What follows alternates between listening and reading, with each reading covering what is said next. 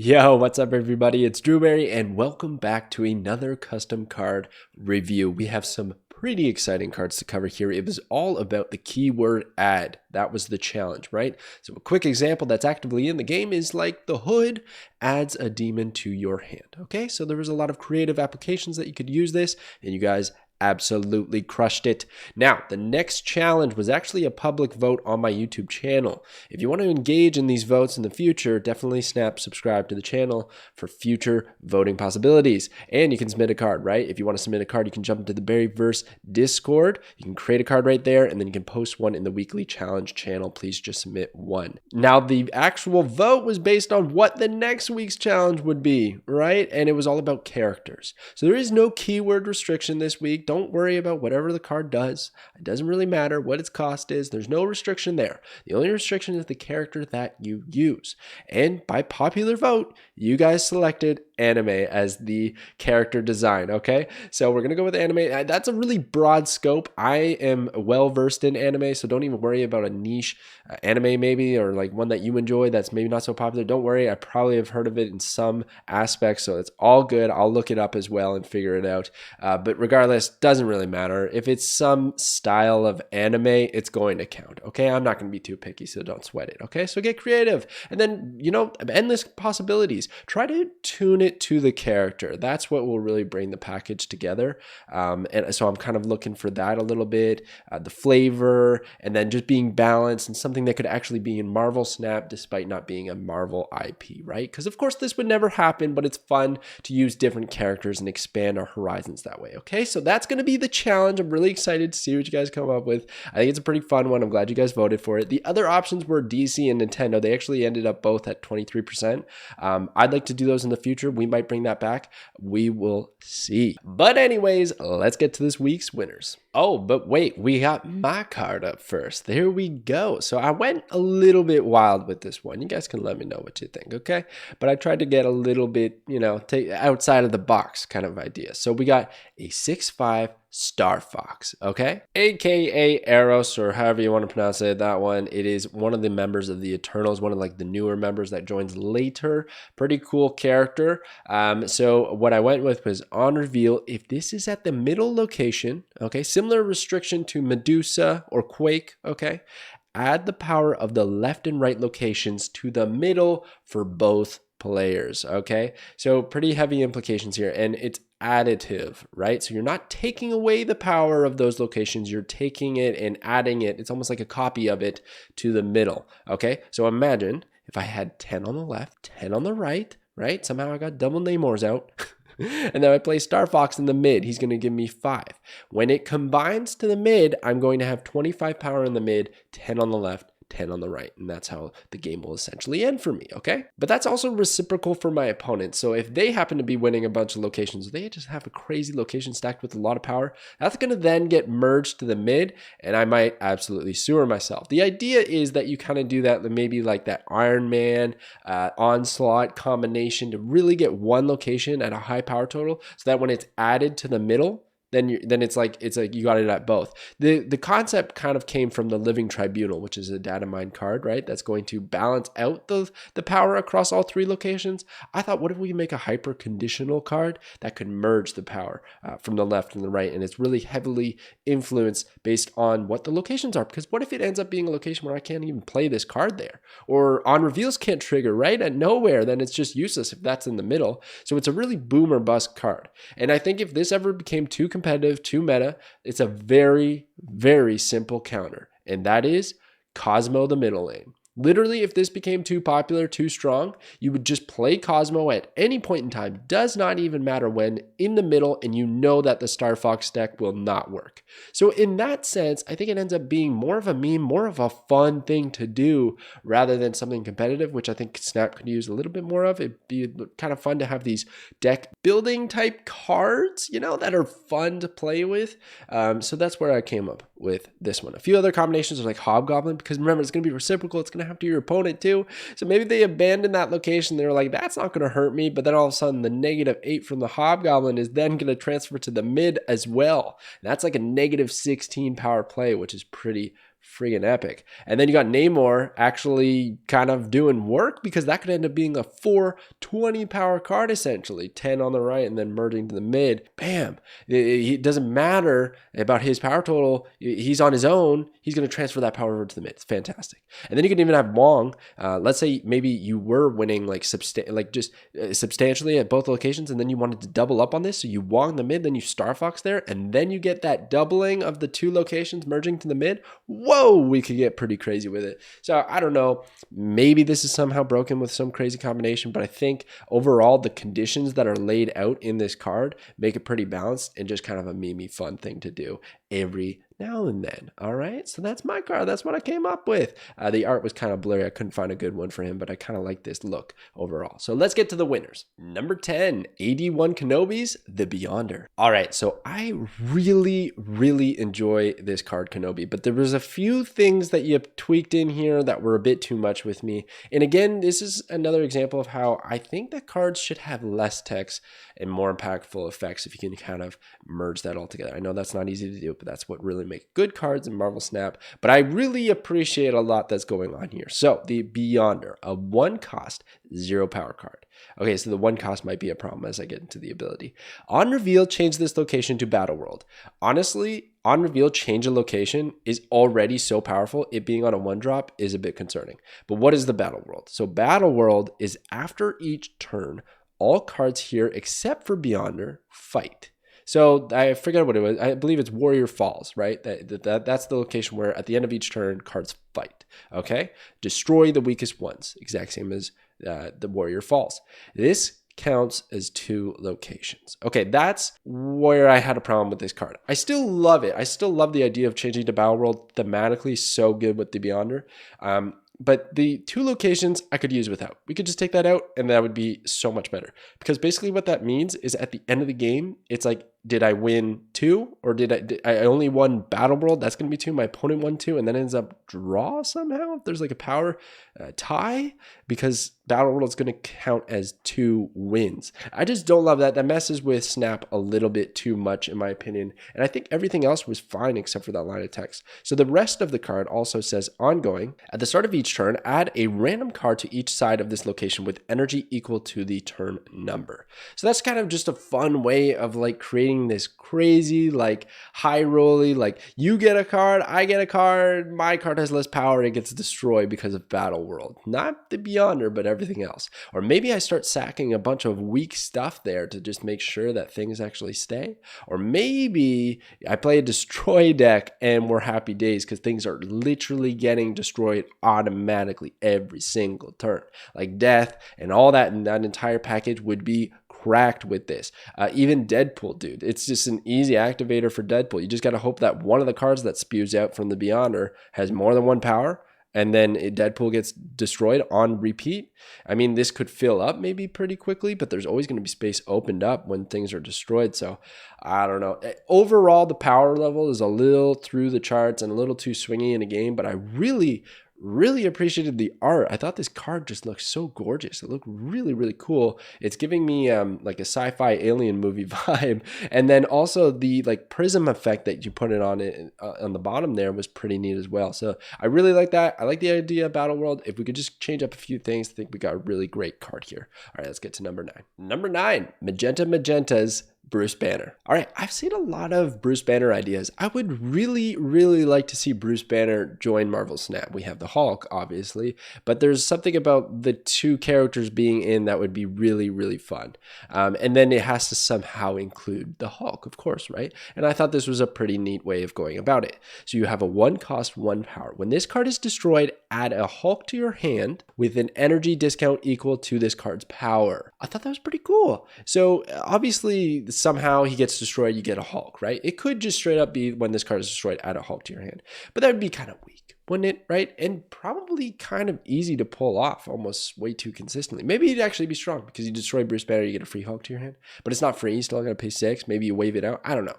But with the discount, it makes a little bit more interesting where you want to buff Bruce Banner, but you don't actually retain the benefits of the buff. Because if I invest power into Bruce Banner, the only way I can actually keep that on the field where it's going to help me out is if I play Venom on it. And that's probably the best case scenario. You Venom Bruce Banner after using like Hulkbuster, Forge, Okoye, Nakia, the list goes on. All those buffing cards, right? To give it a little bit of extra power. And then when you get the Hulk into your hand and it's cheap, maybe we can use Wave to make it to 4 and it applies the same discount just like it would with Death. And then it becomes even cheaper. Maybe we could get, you know, Bruce Banner to make Hulk cost like, I don't know, 2, and then you play Wave and it's free, and then you play Death and Wave and whatever else.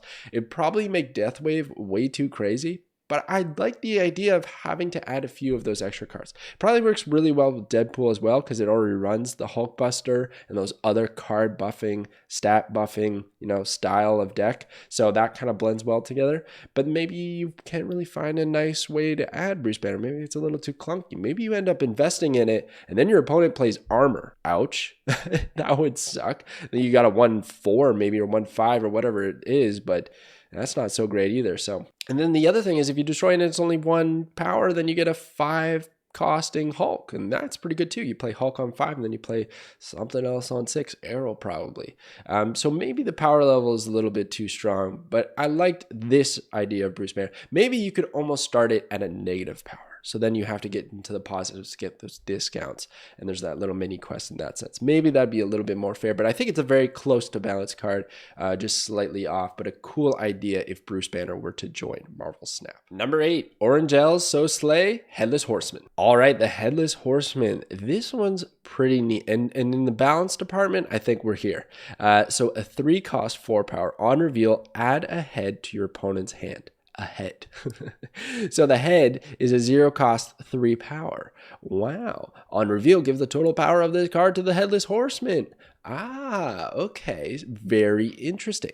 So the way I imagine this, okay, is you're not actually losing the power of the head when you play it. So if I'm the opponent, I received a head in my hand, I can play it and I got a 0 cost 3 power card. That's great.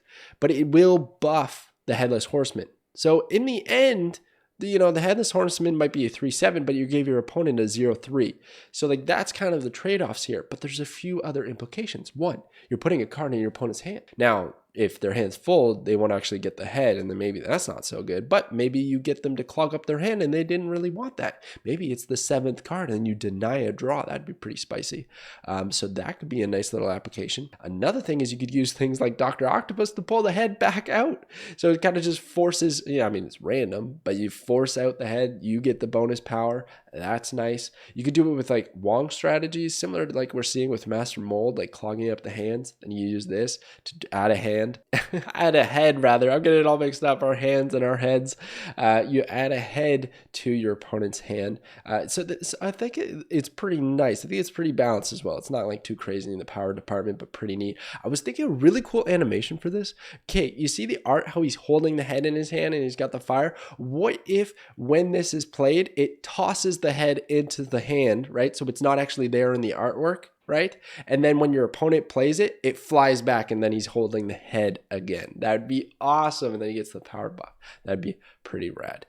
So anyways, I thought that was pretty cool. Another way this could work too is what if you're somehow getting your Headless Horseman buffed and then your opponent plays the head to buff it to a threshold where it can be Shang-Chi'd. That'd be wild too, right? A few cool applications. A very realistic card I could see in Marvel Snap. So yeah, I really like this. Thank you for submitting. Number 7, Chester 27's Baron VonStrucker. All right, Baron VonStrucker. So a 4 cost 2 power card. Ongoing when a card would be added to either player's hand except from your deck, destroy it instead. So it's a counter. It's a counter to the add keyword. And I always love when somebody takes the other side of the keyword, right? What if instead of working with it, I work against it and we see what happens there. So I thought that was pretty cool.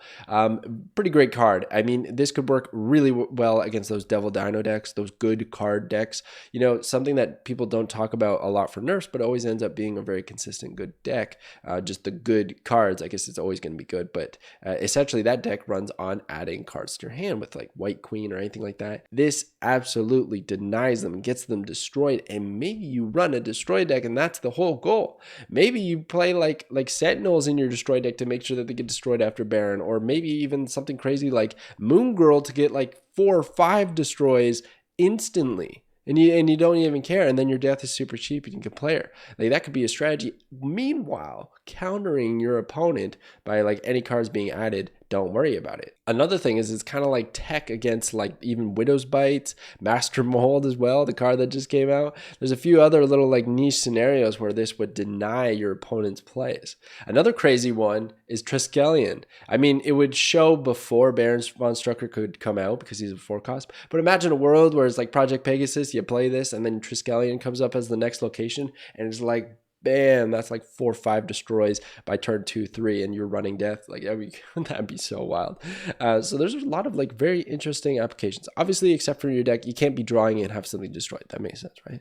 So it always has to be either from the locations that spawn, right? If you can get them out early enough, or it's going to be more than likely from cards that are played. So then it also kind of breaks your opponent's thought process of, I don't really want to play these cards because I'm not actually going to get whatever they're going to return. But maybe the trade-off isn't all there. Sometimes you play Sentinels, you don't actually want that Sentinel back. You're just playing it because it fills out your curve. There's a lot of cards like that in this game. Like any of the agents, it doesn't really matter what you get. You're just playing it because it's filling out your curve. So maybe that ends up being the play, and then Baron VonStrucker is a 4-cost 2-power card that didn't really, give you the payoff that you needed. So I feel like it's actually pretty balanced. I feel like in the end, you end up using it more to destroy your own cards that you generate, which I think is really neat idea for a destroy archetype. So I really appreciate it. Thank you for submitting. Number 6, Pisti's Sleepwalker.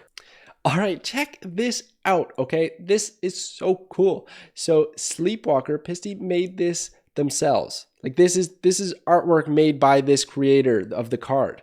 This entire art inspired from a past custom card video where I talked about Sleepwalker. So cool. It looks so cool. I love the cloak hanging over top of somebody sleeping, and then like the lights coming from the eyes. Oh my gosh, that is so creative, and the text and everything looks so good. Also, the art style, this reminds me so much of the shading that Dan Hip uses, like this kind of like pixely thing going on. I love it. Kudos to you for making this card amazing. The card itself is really fascinating too, and brings to life an archetype that I really want to take off. So a 2-cost 5-power card. So primo stat line, okay? On reveal, add a morphed ruin to your opponent's side of this location. So you give them a morphed ruin. What is that? A morphed ruin is a 2-cost 0 power. Discard a card from your hand. This has its power. Okay. Big implications here, okay? Let's run through the few things that could happen. First of all, if the location is full on your opponent's side, this doesn't add anything, and it's a 2/5. Fantastic, so good. Maybe you run this in like a stuff deck where you give them a bunch of rocks and morph ruin. Even if they end up getting it, you don't worry about it too much because they don't have control over what it does or what power it is. So pretty strong in that aspect. The other thing is if you play this and it's an open location, let's say, and Morph Ruin comes out and it discards a card, right, from your opponent's hand, it's going to do it right away to accumulate that power. Now, there's a few things here. One, it could be Red Skull, right? Everybody's running Red Skull, and then, oh no, now the Morph Ruin has 15 power. You literally just played 2 costs, give my opponent 15 power with no downside, and me with 5 power. But there are downsides, twofold. One, Shang-Chi is now online, right? You're ready to just target snipe. But also 2, right? Your opponent probably wanted to set that up with a Shuri or something like that, right? So I think it's actually disruptive almost every single time. Almost. There's a few decks where it's not. Hella decks, maybe. You run into a Hella deck, you probably just help them out. Unless you snipe Hella, then it's last and they're out. Maybe they're doing like an Infinite She-Hulk kind of thing where they're going to wait and then play all these cards, and then you just made it easier. They don't even have to wait anymore. They got the 20 power right away. So there's a few things where this could backfire, but I think for the most part, the disruption from the discard, the ability to stuff a location and you don't even have to run the risk of Morph Ruin is totally fine as well. The synergy with stature. Like when I looked at this card, I was thinking of Moon Knight. Moon Knight's going to discard it from your opponent's hand and it's 3/3. Nobody really runs that, but the few extra underlying power things going on here are a little bit too much. But the stature deck, right? I want to play Sleepwalker, and then I want to play like Moon Knight, and I want a Moon Girl, and then I want to place 2 statures. Like, that is a deck I want to play. I want more stuff where where we discard our opponent's hand. Not too much that it's toxic. Probably this ends up being too powerful overall. It would be the auto include in a stature deck, no doubt. I have no doubts about that. But it is cool. It looks awesome. And I love the idea of, you know, this kind of play, while it seems really powerful, and 9 times out of 10, it's going to be super powerful. There's going to be one time where it's going to make you retreat because it backfired. And I think that's pretty fun. So yeah, Pisti, excellent job with this one. Number 5, Nogoalov's Nobu. Oh, this one's so good. Nogoalov does it again. Simple, like could be in Snap, totally makes sense. Fantastic card. A 4-cost, 2-power card.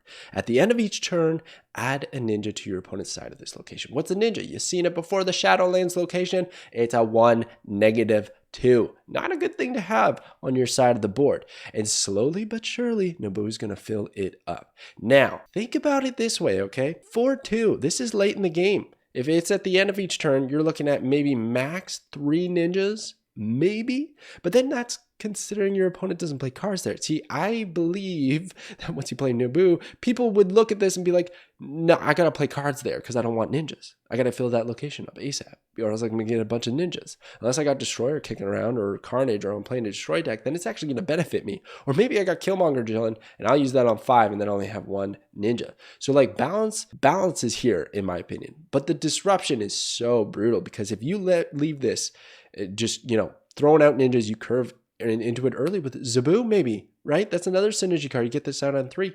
You start putting ninjas over there. Holy smokes. They're on a turn timer. They got to do something about it, or else it's going to be a filled location and Nabu's going to single-handedly win it. And the combinations are pretty awesome. You can play Mojo with Nobu, right? And then you're guaranteeing it's going to fill up at some point, hopefully, if they don't have Killmonger, right?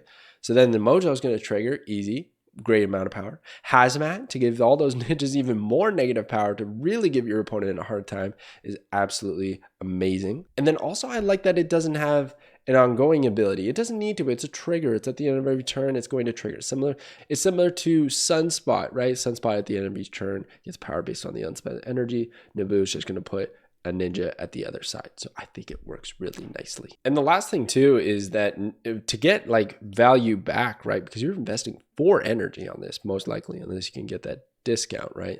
I was talking about earlier.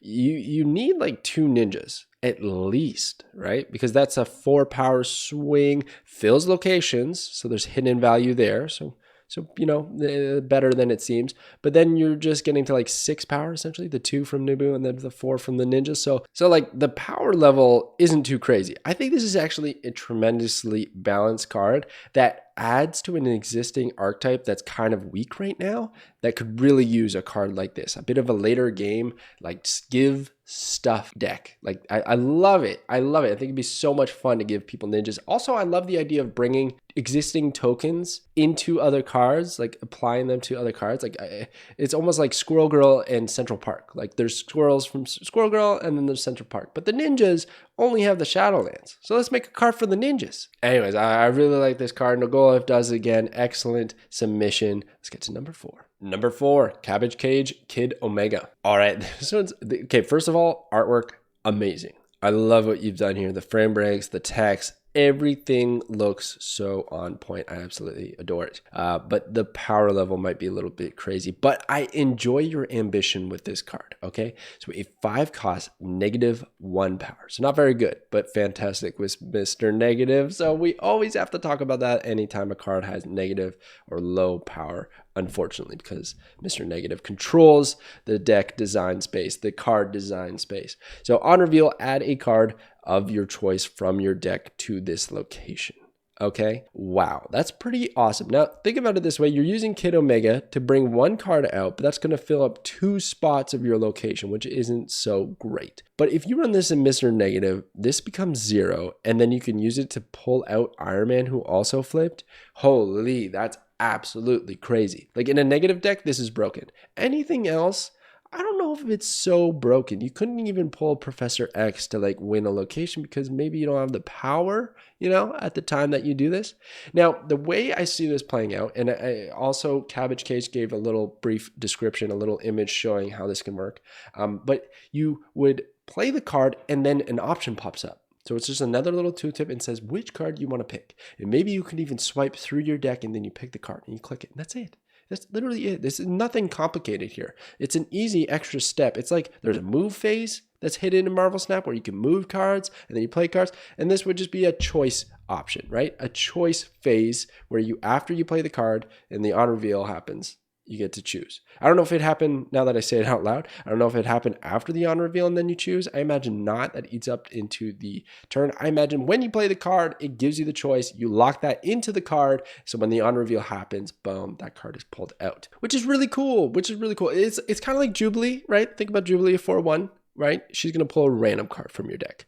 This one's allowing you to choose, has less power, costs more. That's a big difference, those few things. So it's kind of just a specific Jubilee, less RNG Jubilee at a greater cost. I just think it's cracked with negative, and that's only why I had to give it 4. But otherwise, it's so good. I really enjoy the idea of choice. One of my favorite decks and keywords in Hearthstone was choose one. It was in Druid, and you could choose one of 2 options or sometimes 3 options or whatever. And it was fun to make those decisions on the fly amongst your other decision making during the game.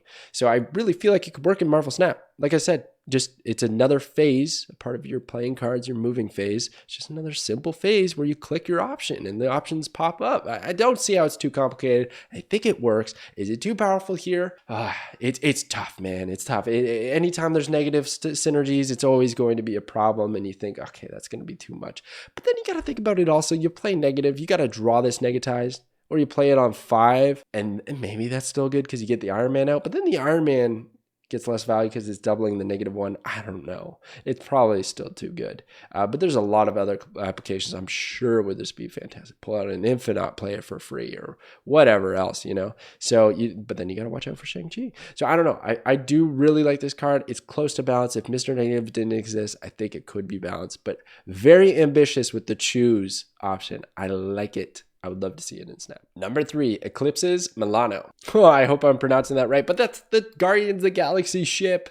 Oh my gosh, I love it. I love it so much. I love seeing more ships. There should be more non-humanoid characters in Snap, right? It's a thing, so why don't we have a couple of more of them? I think it's pretty cool.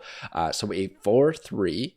On reveal, add a Guardians of the Galaxy card to your hand. Pretty neat. Of course, it's the ship. It's dropping off the boys, right? Or girls. All included in the Guardians of the Galaxy. It's great. I love it. Next turn, you can see where your opponent plays before you do. Okay? I underlined where because I didn't want people to look at this and be like, what? That's just Daredevil, right? Like you get to... No, it's only where the cards are going to be. You're not going to see what they are, but you're going to see where they are played and then make your turn accordingly. And I think that is so subtle and so clever, so much fun, works with the Guardians of the Galaxy. But the only problem I have is that it doesn't just work with the Guardians of the Galaxy. If this could only work with Guardians of the Galaxy and like somehow it was like you have to play a Guardians of the Galaxy character to see where your opponent's going to play, that would be awesome and balanced.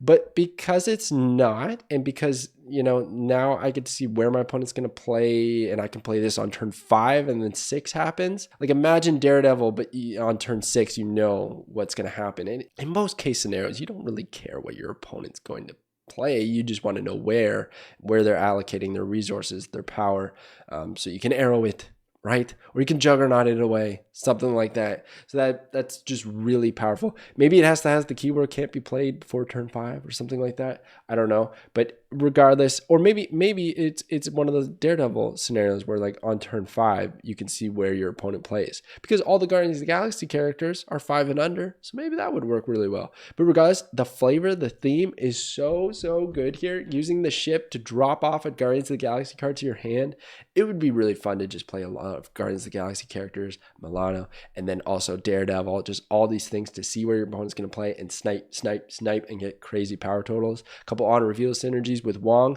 You can get 2 Guardians out if you have Wong out there early. Works with Zabu as well to discount it and get it out early. Oh my gosh. But maybe you don't want to do that because you kind of want to save it to the end. But anyways, really like this idea.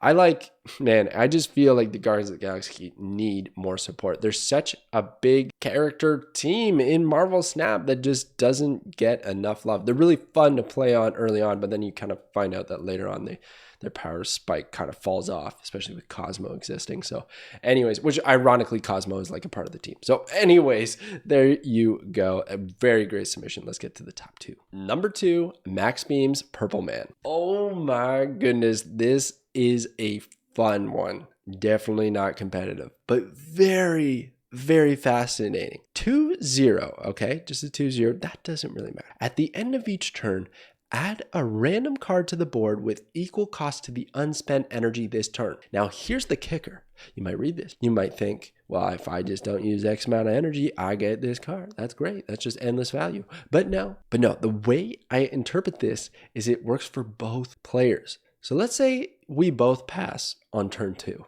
That's a total of 4 unspent energy. A 4-cost card is going to spawn somewhere on the board. Who knows where? It could be your side. It could be my side. I have no idea. So maybe both players kind of want to fill out their curve. They don't want to use any unspent energy or leave any unspent energy so that Purple Man doesn't create something. But like, you're going to have to at some point. Your curve's not always going to be perfect. And then you're hoping your opponent doesn't do it because you don't know where this card's going to come up. It's total, complete chaos. And that's what I like about it. It doesn't have to be always that competitive thing that's going to get you to infinite. No, this is a fun card. This is a very fun card. This is a card that pops out of X Mansion and makes you start to laugh because of all this crazy RNG that starts popping up. And it's not too swingy, right? It's not like Infinite's going to happen all of a sudden out of nowhere unless it's turn 3 and you both pass, right? It just, whatever that energy accumulates to and then you pass, that's what happens. And also you're probably wondering, well, what if it's over 6 energy, right? I think it defaults to death every single time. And maybe that's a little bit broken. But I don't imagine that would happen all that much. Like, do people really pass that much energy? Maybe your plan actually is to just like pass and then like infinite on 6 with this and hope you get the death, something along those lines. Hope your opponent didn't play a card or anything like that and has unspent energy. I don't know. Absolute chaos. And that's what I really appreciated about this card.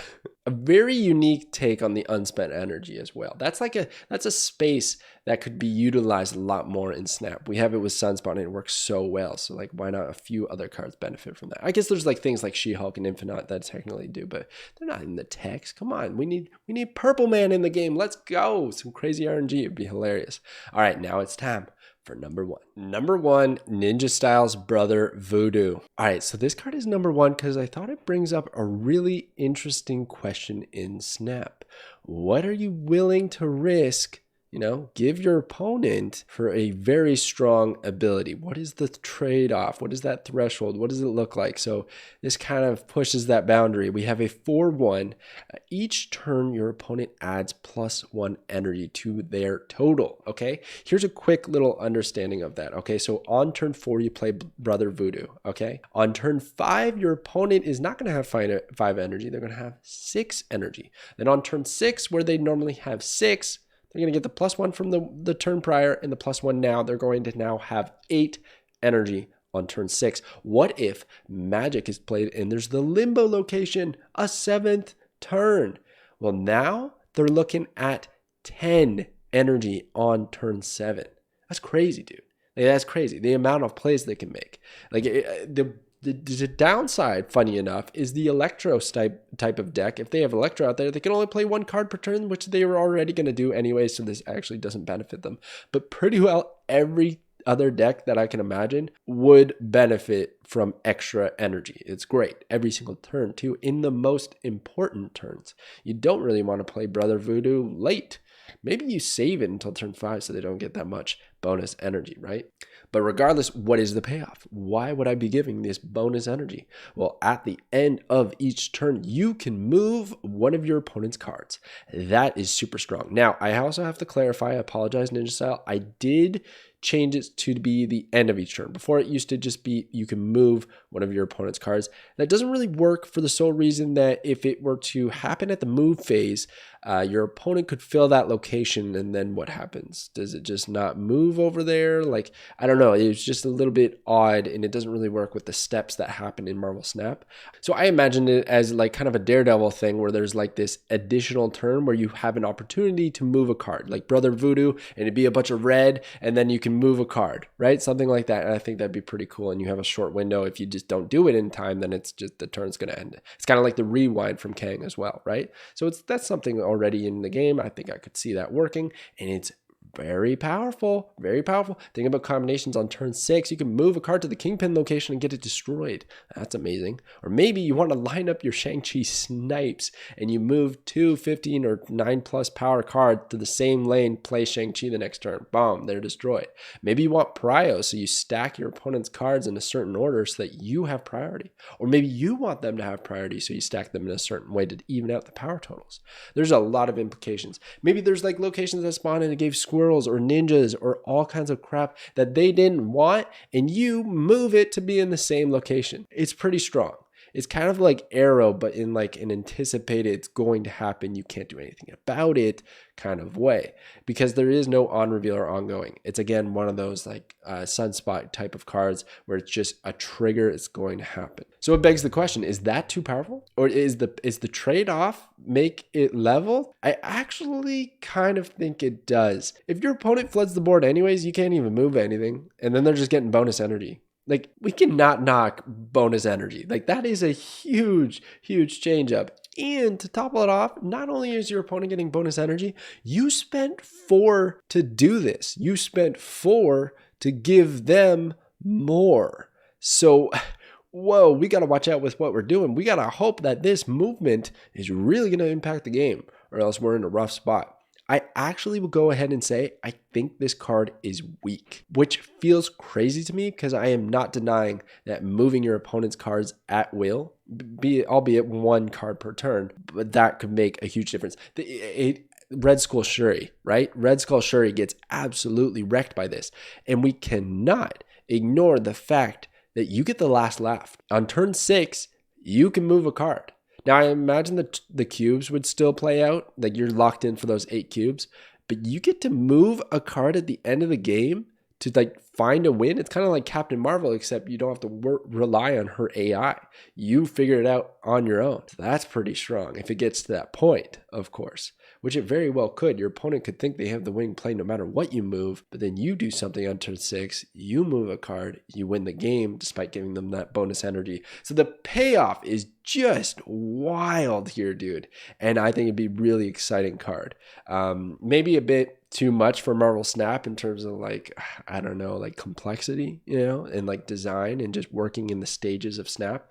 But like we've seen cards break that. We got Daredevil, Kang just as top of the head examples. So I don't think it's too much of a stretch. Anyways, those are your winners for the ad challenge. Thank you to everyone who submitted. It was awesome to see everyone's unique and creative cards. I look forward to the anime challenge. I think it's gonna be fun seeing different characters from a different universe and how they look in Marvel Snap card form.